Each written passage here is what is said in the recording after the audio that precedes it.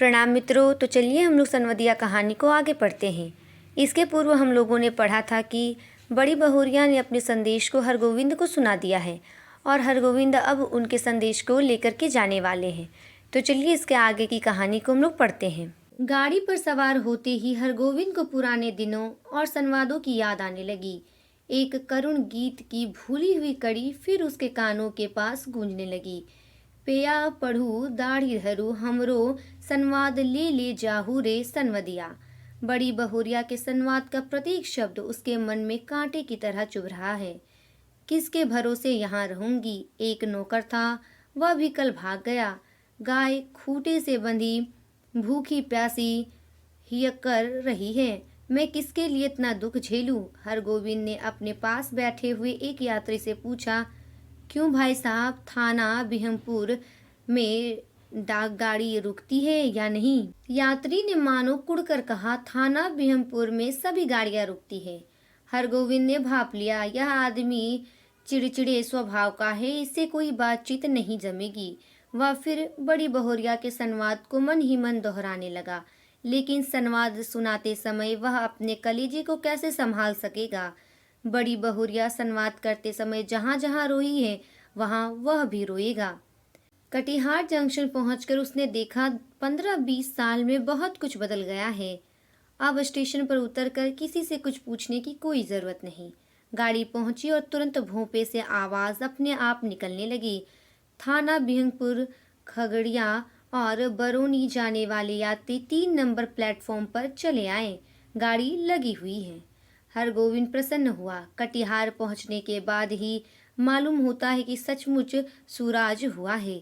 इसके पहले कटिहार पहुंचकर किस गाड़ी में चढ़े और किधर जाए, इस पूछताछ में ही कितनी बार उसकी गाड़ी छूट गई है। गाड़ी बदलने के बाद फिर बड़ी बहुरिया का करुण मुखड़ा उसकी आंखों के सामने उभर गया। हरगोविंद भाई, माँ से कहना। भगवान ने आंखें फेर ली, लेकिन मेरी माँ तो है। किस लिए, किसके लिए मैं भतवा साग खाकर कब तक जीऊं? थाना बिहंगपुर स्टेशन पर गाड़ी पहुंची तो हरगोविंद का जी भारी हो गया। इसके पहले भी कई भला बुरा संवाद लेकर वह इस गांव में आया है, कभी ऐसा नहीं हुआ। उसके पैर गांव की ओर बढ़ ही नहीं रहे थे। इसी पगडंडी से बड़ी बहुरिया अपने मैके लौट आवेगी, गांव छोड़कर चली आवेगी, फिर कभी नहीं आवेगी। हरगोविंद का मन कलपने लगा। तब गांव में क्या रह जाएगा? गांव की लक्ष्मी ही गांव छोड़कर आवेगी। किस मुंह से वह ऐसा संवाद सुनाएगा? कैसे कहेगा कि बड़ी बहुरिया भतवा साग खाकर गुजारा कर रही है? सुनने वाले हरगोविंद के गांव का नाम लेकर थूकेंगे। कैसा गांव है जहां लक्ष्मी जैसी बहुरिया दुख भोग रही है? अनिच्छा पूर्वक हरगोविंद ने गांव में प्रवेश किया। हरगोविंद को देखते ही गांव के लोगों ने पहचान लिया। जलालगढ़ गांव का सनवदिया आया है, ना जाने क्या संवाद लेकर आया है। राम राम भाई, कहो कुशल समाचार ठीक है ना? राम राम भैया जी, भगवान की दया से आनंदी है। उधर पानी बूंदी पड़ा है। बड़ी बहुरिया के बड़े भाई ने हरगोविंद को नहीं पहचाना। हरगोविंद ने अपना परिचय दिया तो उन्होंने सबसे पहले अपनी बहन का समाचार पूछा। दीदी कैसी है? भगवान की दया से सब राजी खुशी है। मुंह हाथ धोने के बाद हरगोविंद की बुलाहट आंगन में हुई। अब हरगोविंद कांपने लगा, उसका कलेजा धड़कने लगा। ऐसा तो कभी नहीं हुआ। बड़ी बहुरिया की छलछलाई हुई आंखें, सिसकियों से भरा हुआ संवाद उसने बड़ी बहुरिया की बूढ़ी माता को पांव लागी की। बूढ़ी माता ने पूछा, कहो बेटा क्या समाचार है? माई जी, आपके आशीर्वाद से सब ठीक है। कोई संवाद? उसकी माता ने पूछा। संवाद जी, संवाद तो कोई नहीं। मैं कल सिरसिया गांव आया था तो सोचा कि एक बार चलकर आप लोगों का दर्शन कर लूं। बूढ़ी माता हरगोविंद की बात सुनकर कुछ उदास सी हो गई। तो तुम कोई संवाद लेकर नहीं आए हो? जी नहीं, कोई संवाद नहीं। ऐसे बड़ी बहुरिया ने कहा है कि यदि छुट्टी हुई तो दशहरा के समय गंगा जी के मेले में आकर माँ से भेंट मुलाकात कर जाऊंगी।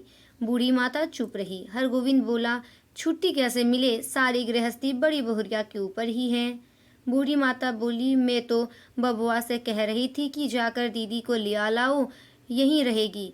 वहाँ अब क्या रह गया है? जमीन जायदाद तो सब चली ही गई। तीनों देवर अब शहर में जाकर बस गए हैं, कोई खोज खबर भी नहीं लेते। मेरी बेटी अकेली। नहीं माई जी, जमीन जायदाद अभी भी कुछ कम नहीं, जो है वही बहुत है। टूट भी गई है तो आखिर बड़ी हवेली ही स्वांग नहीं है।